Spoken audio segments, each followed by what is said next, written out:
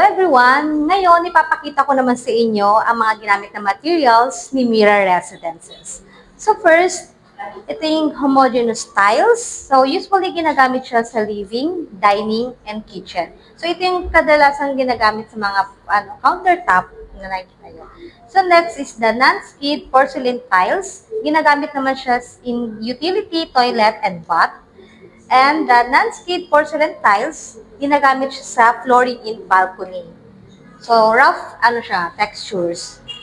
So, ito naman po sa baba, meron din tayong homogeneous tiles. May ginagamit naman siya sa toilet and bath. So, textured, iba din yung texture niya. Medyo rough din siya. Then, ito yung mga example ng mga tiles natin na ginamit na materials. And ito yung naman yung sa mga laminated wood floors, like sa bedroom, and the laminated wood floors sa bedroom naman. So, magkaiba yung mga laminated wood floors niya. Ngayon naman, ipapakita ko sa inyo yung mga naging award ni Mira Residences. So, si Mira Residences, merong 2 winners award.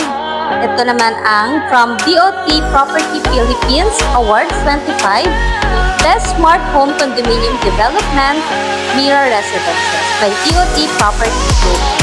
Next is the Mira DOT Property Net and Mira Residences Best Smart Home Condominium Development. So you see, pre-selling parang si Mira, pero meron na siyang mga award na na-receive. Kasi nasa magandang location din si Mira Residences.